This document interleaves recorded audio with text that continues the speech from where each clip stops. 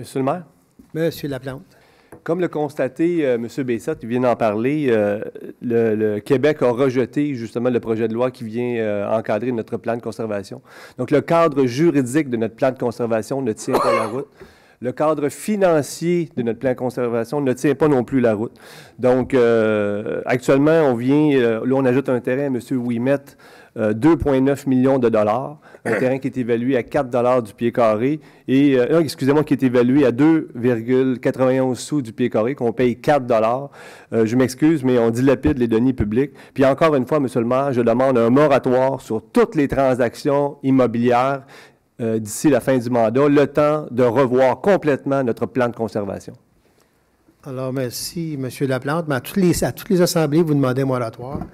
Et je pense qu'au début de tout, quand on a commencé à parler de plan de conservation, on disait qu'on voulait acheter ou protéger les boisiers sur notre territoire. C'est ce qu'on est en train de faire, mais on fait plus sur les protéger, là, on les achète. Fait que ça appartient à la municipalité et la journée que ça va être protégé à 100, bien pas à 100%, mais quasiment, en ce qui concerne le plan de conservation. J'aimerais ça vous faire remarquer, M. Laplante, qu'on n'a pas besoin de Québec pour protéger nos boisiers sur notre territoire. C'est vrai que le plan de conservation n'est pas accepté par Québec tel que proposé, mais ils ne font que s'en réjouir des gestes qu'on pose sur notre territoire. Et d'ailleurs, le gouvernement du Québec est en train de changer sa réglementation pour qu'à un certain moment donné, ils protègent eux autres même le territoire québécois en ce qui concerne les boisiers, parce que nous, on les a posé la question. Parce que les boisiers au Québec, ils ne sont pas protégés. Alors, ça peut être le temps qu'ils fassent un geste.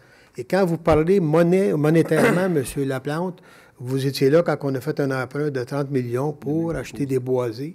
Je ne sais pas si vous étiez pour ou contre à ce moment-là. C'est lui qui l'a proposé, M. le maire. Ah, c'est lui qui l'a proposé? Oui, oui. C'est lui qui l'a proposé. Oui.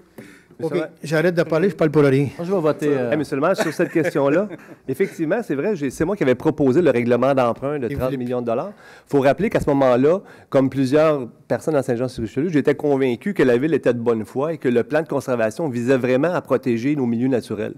Cependant, là, on constate avec la réalité, puis il n'y a personne ici qui peut me contredire, on voit continuellement nos boisés tomber un après l'autre. Donc, le plan de conservation, la façon qu'il est construit, c'est que pour financer 1,28 % de notre territoire, on doit détruire tout le reste du boisé de notre municipalité. Et on sait aujourd'hui que le cadre financier du plan de conservation ne tient pas la route. Et monsieur le maire, peut-être que Québec approuve, là, mais c'est les contribuables, c'est les payeurs de taxes de Saint-Jean qui approuveront pas. Et là, je ne vous parle pas de l'impact du plan de conservation sur la valeur des terrains dans la municipalité. Donc, une augmentation du compte de taxes. Monsieur le maire, c'est les contribuables qu'il faut penser là-dedans. Là. Bien là, j'ai un problème, M. Laplante. Je ne ferai pas un argumentaire là-dessus, là. Mais mon problème, là, c'est qu'apparemment, quand on fait des sondages dans la population, c'est la population qui veut qu'on garde le plus de boisiers sur notre territoire. Oui. Et je pense que dans le moment, ce que vous avez dit il y a quelques minutes, qu'on est en train de tout détruire, complètement faux, là, c'est absolument pas vrai. Je pense pas qu'on on achète des boisiers pour les détruire par après. Je me prononcerai pas pour le prochain conseil municipal, qu'est-ce qu'ils feront avec. Mais je sais qu'à un certain moment donné, vous devrez les passer au schéma d'aménagement, alors ils vont être protégés à vie. Mais ça, c'est pas demain la veille, mais ça devrait se faire éventuellement. Je pense qu'il faut faire attention. Là. Moi, je vais voter. Monsieur Bessette, je ne vais pas donner la parole encore, s'il vous plaît. OK. Non, je pense que les boisés, on est là pour les protéger à la demande de la population, et c'est ce qu'on fait. Alors, si vous voulez qu'on ne les protège pas, les boisés, on ne les protégera plus, là. Mais je pense que vous êtes une voix et deux voix avec M. Bessette qui tentent de s'exprimer, là, qui, à la table du conseil, qui ne veulent pas nécessairement qu'on protège les boisés présentement, mais vous allez les protéger quand, les boisés? J'apprécierais qu'on ne mette pas des mots dans la bouche. Là. OK, M. Bessette, j'ai retiré vos mots. Je sais que vous êtes capable de les mettre vous-même. Je suis capable de les mettre moi-même. Je n'ai pas besoin de votre présence pour me mettre des mots dans la bouche. Pas ma présence, vous allez l'endurer. On est bon pour changer un peu la façon de penser des gens puis mettre un peu... Tu sais, j'aimerais revenir, c'est pas la conservation qu'on est contre à la base, que je suis contre à la base. C'est de la façon... C'est pas une question d'équipe. Je pense que quand l'idée est bonne, il y a ceux qui suivent puis il y a ceux qui sont capables de réfléchir par eux-mêmes. Je fais partie de ceux qui sont capables de réfléchir par eux-mêmes.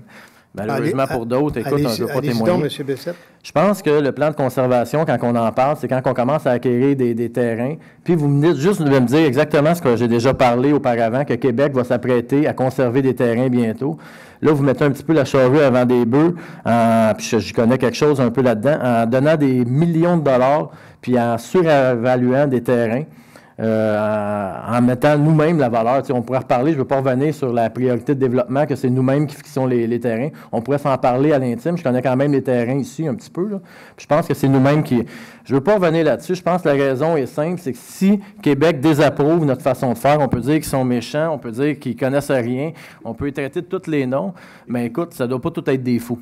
J'imagine, là. M. Bessette. Puis depuis... Attendez une seconde, je vais vous les laisser parler. Est-ce que c'est possible de terminer? Oui, mais c'est moi qui mène l'Assemblée, M. Bessette. Vous rappellerez... terminer Tantôt, M. Berthelot m'a parlé que c'était volontaire. J'aimerais juste vous lire un peu le règlement 9.8 de la Ville, quand on dit que c'est volontaire, les entrepreneurs. Parce qu'il ne faut pas oublier qu'on s'expose à des poursuites des entrepreneurs qui ont payé ces frais-là pour pouvoir les réclamer. C'est ça qui est grave. Je ne suis pas contre la préservation. J'étais le premier, je pense, ici, à vouloir conserver les arbres. J'étais le premier à mobiliser les gens avec des pétitions pour mobiliser le Conseil de la préservation des arbres, mais il y a un prix à tout. On n'a pas besoin de tout acheter, il y a moyen de conserver. En agricole, les boisés sont conservés, puis la Ville, à ce que je cherche, ne les a pas toutes achetées. Parce que le gouvernement du Québec a mis des lois pour conserver les boisés, puis ça n'a pas coûté un sou aux citoyens. Là, on dépense des millions. J'aimerais juste vous lire le règlement 9.8 pour faire... M. Berthelot, il est après le livre, fait qu'il va pouvoir le dire. Tu sais, quand on dit que c'est volontaire puis c'est de gré à gré, la Ville n'acceptera les travaux de l'étape 1, ça veut dire pour pouvoir faire des lots, que sur la démonstration que le titulaire a versé ou a cédé à la Ville la contribution au fonds de conservation exigible pour le projet de développement à réaliser. Cette contribution doit être équivalente à 15 de la valeur de la superficie totale du projet titulaire. Ça, quand on dit que c'est volontaire, là, j'ai un petit peu de doute. Si tu ne verses pas les sous, tu ne développes pas. C'est pas volontaire, il faut faire attention. Puis c'est ce que Québec conteste un petit peu. Fait que, M. Berthelot, votre règlement, là, quand vous dites que c'est volontaire, il y a beaucoup d'entrepreneurs qui ne trouvent pas que c'est aussi volontaire que vous le dites. En tout cas. Merci beaucoup. Alors, merci. Merci, on continue. Oui. Alors, on est juste peut-être en guise de conclusion. En guise de conclusion, M. Fontaine. Juste vous dire que les gens qui résident sur la rue Favreau, sur le Parc Théberge, sur Perron, sur Babuty, vont être très contents de l'acquisition de ce boisé-là. Leur qualité de vie va augmenter, de savoir qu'il n'y aura pas de développement là-dedans. Ils vont être très contents. C'est sûr que c'est 3 millions de dollars, c'est de l'argent, on en convient. Mais je pense que les gens de ces rues-là que j'ai nommées sont très contents de l'acquisition de ce boisé-là. Monsieur Ouimet aussi va être content. Merci, M. Oui. Fontaine. M. Laplante et M. Bessette votent contre.